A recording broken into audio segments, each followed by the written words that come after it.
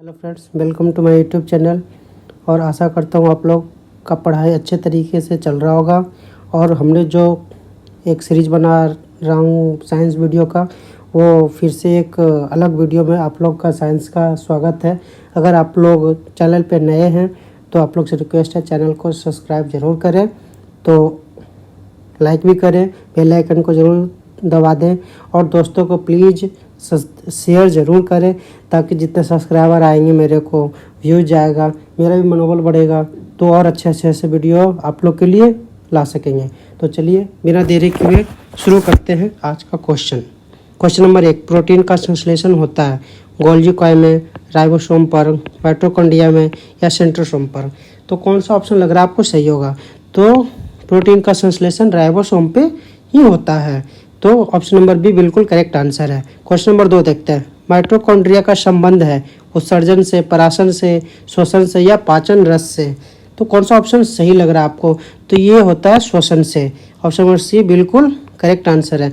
कोशिका के अंदर ऊर्जा का निर्माण किसके द्वारा होता है? कोशिका के अंदर ऊर्जा का निर्माण किसके अंदर होता है? केंद्रक, केंद्रिका, हरित लवक या माइटोकॉन्ड्रिया। कौन सा ऑप्शन लग रहा है कि आपको सही होगा? तो ऑप्शन नंबर डी बिल्कुल सही आंसर है, माइटोकॉन्ड्रिया। ठीक, चलिए क्वेश्चन नंबर 4 देखते हैं। पादप कोशिका में डीएनए होता है, जो पादप कोशिका होता है उसमें डीएनए होता है हरित लवक में, माइटोकॉन्ड्रिया में, केंद्रक में या सभी में। कौन सा ऑप्शन लग रहा है आपको सही है? तो ये सभी में होता है। चलिए फटाफट इसलिए क्वेश्चन पढ़े ताकि आप लोग कम समय में ज़्यादा से ज़्यादा क्वेश्चन का रिवाइज कर सके एग्जाम टाइम में आपके लिए। चलिए अब शुरू करते क्वेश्चन नंबर 5। मानव शरीर में के कौन से अंग में लसिका कोशिका बनती है? यकृत में, दीर्घअस्थि, अग्नाशय या तिल्ली। तो कौन सा लग रहा है क्वेश्चन नंबर 5 का सही है? तो दीर्घअस्थि क्वेश्चन नंबर 5 का सही आंसर है, option number B. Question number 6 देखते हैं। कोशिका सिद्धांत का प्रतिपादन किसने किया? डार्विन और बैलेस ने, मेंडल और मॉर्गन ने, स्लाइडेन और स्वान ने, टेस्ले ने। तो क्वेश्चन नंबर 6 का सही आंसर क्या है? ऑप्शन नंबर सी, स्लाइडेन और स्वान ने। चलिए अश्रुति विभाजन पाया जाता है पत्ती में, तने में, मूलाग्र में, तरुण पुष्प कलिका में। तो कौन सा सही आंसर है क्वेश्चन नंबर 7 का? तो तरुण और पुष्प कलिका में 7 का सही आंसर है, ऑप्शन नंबर डी। एटीपी का निर्माण होता है क्या? राइबोसोम पे, गोल्जी कॉय में, माइटोकॉन्ड्रिया में या इनमें से कोई नहीं। तो क्वेश्चन नंबर 8 का सही आंसर क्या है? तो सही answer option number C, mitochondria में निर्माण होता है एटीपी का। किस दूध में लैक्टोज शक्कर का प्रतिशत अधिक होता है? गाय के दूध में, बकरी का दूध, स्त्री का दूध या सभी में। तो क्वेश्चन नंबर 9 का करेक्ट आंसर क्या है? आप लोग कमेंट सेक्शन में जरूर बताना। तो इसका सही आंसर है ऑप्शन नंबर डी, सभी में। चलिए हाइड्रोफोबिया जो रोग होता है किसके द्वारा होता है? जीवाणु द्वारा, कवक द्वारा, विषाणु द्वारा या प्रोटोजोआ द्वारा। तो क्वेश्चन नंबर 10 का सही आंसर क्या है? तो सही आंसर है विषाणु द्वारा। चलिए ऑप्शन नंबर सी बिल्कुल करेक्ट आंसर है। चलिए सबसे ज़्यादा दिन तक जीवित रहने वाला पक्षी कौन सा है? बत्तख, ऑस्ट्रिच, डोडो या मोर। तो सही आंसर कौन सा है? तो ऑप्शन नंबर सी ऑस्ट्रिच है जो सही आंसर है। बिल्कुल सही आंसर ऑस्ट्रिच है, जो सबसे ज़्यादा दिन तक जीवित रहने वाली पक्षी है। चलिए चमगादड़ किस वर्ग का प्राणी है? मैमेलिया का, यूथेरिया का, प्रोटोथेरिया का या काइरैप्टोरा का। चलिए ऑप्शन नंबर कौन सा सही है क्वेश्चन नंबर 12 का? तो ऑप्शन नंबर ए सही है, मैमेलिया का। चलिए क्वेश्चन नंबर 13 देखते हैं। एथलीट फुट जो बीमारी होती है किसके द्वारा होती है? जीवाणु से होती है या मूत्रकीय से होती है या फफूंद से होती है या प्रोटोजोआ। तो क्वेश्चन नंबर 13 का सही आंसर क्या है? ऑप्शन नंबर बी, फफूंद से ये होती है। लीची जो हम लोग खाते हैं वो खाने वाले भाग को क्या कहा जाता है? चलिए ऑप्शन नंबर ए है एरिल, एंडोकार्प, एपिकार्प, मीजोकार्प। तो लीची का जो भाग खाते हैं उसे क्या कहते हैं? तो सही आंसर क्या है? हम लोग जो लीची का भाग जो खाते हैं उसे एरिल कहते हैं, एरिल। चलिए क्वेश्चन नंबर 15 देखते हैं। लैंगरहैंस की दीपिका पाए जाते हैं प्लीहा में, पैंक्रियाज में, यकृत में, पित्तरथी में। तो क्वेश्चन नंबर 15 का सही आंसर क्या है? तो ऑप्शन नंबर बी, पैंक्रियाज में पाया जाता है। चलिए रुधिर परिसंचरण तंत्र की खोज करने वाला प्रथम वैज्ञानिक कौन था? रुधिर परिसंचरण तंत्र की खोज किसने किया था? William Harvey, Robert Hooke, Brown, Andreas, Vesalius. तो क्वेश्चन नंबर 16 का सही आंसर क्या है? ए है। ऑप्शन नंबर ए सही है, विलियम हार्वे ने किया था। विषाणु की खोज की थी हैडेन ने, हेक्सेल ने, इक्वानोवक्सी ने, एम्पिडालक्स ने। तो क्वेश्चन नंबर 17 का सही आंसर क्या है? ऑप्शन नंबर सी, इक्वानोवक्सी ने किया था विषाणु की खोज। कुत्ते के काटने पर वायरस के द्वारा जो रोग उत्पन्न होता है वह क्या कहलाता है? जब कुत्ता काटता है तो वायरस से रोग से उत्पन्न होता है, तो कौन सा कहलाता है? तो मम्स, चेचक, हाइड्रोफोबिया, पीलिया। कौन सा सही आंसर है? तो ऑप्शन नंबर बी, हाइड्रोफोबिया। जीवाणु की खोज सर्वप्रथम किसने किया था? Robert Koch, Louis Pasteur, Robert Hooke या लोवेन हॉक ने। जो बैक्टीरिया है उसकी खोज किसने किया था? सही आंसर क्या है आप लोग बताएंगे?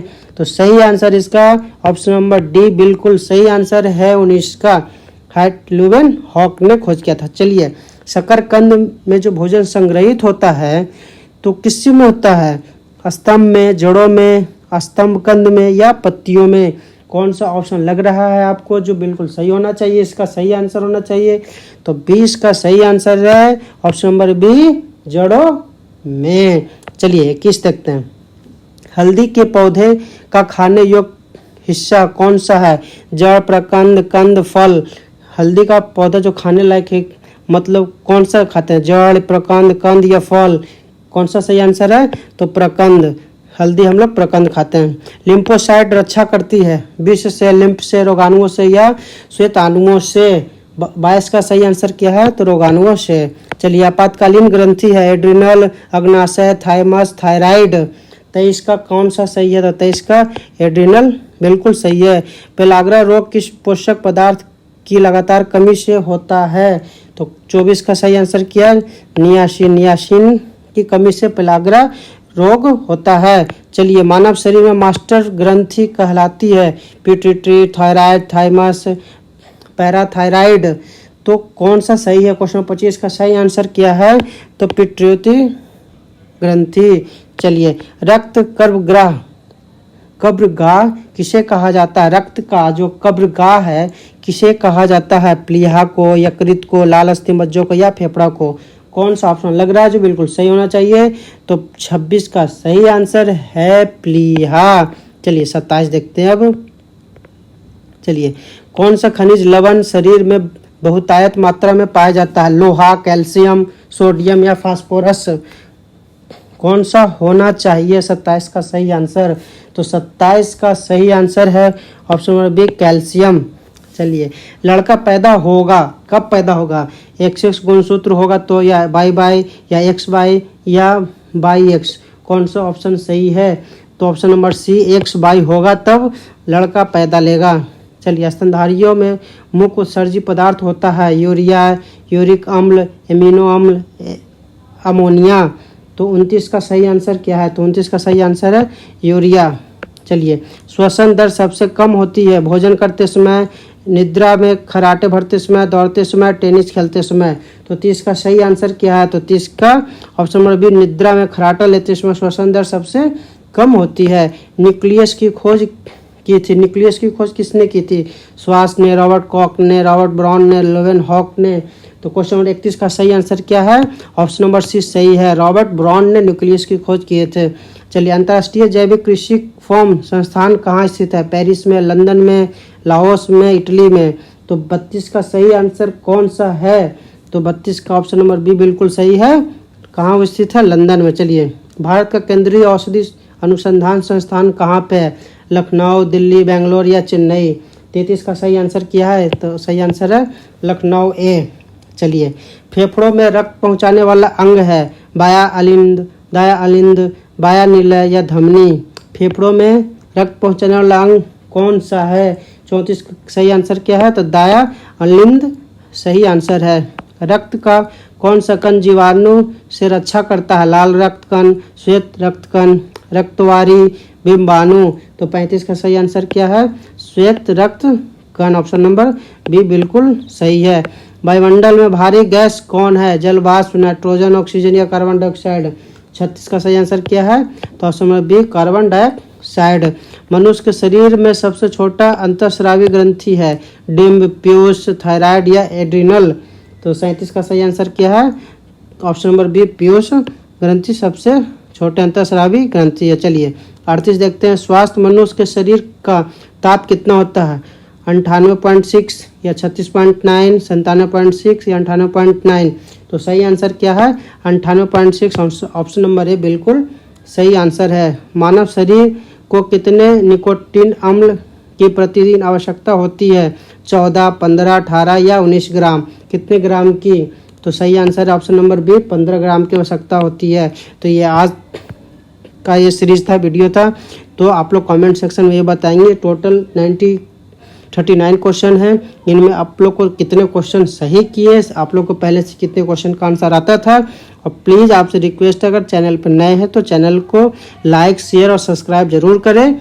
चलिए फिर से मिलते हैं नेक्स्ट वीडियो में, तब तक के लिए बाय बाय।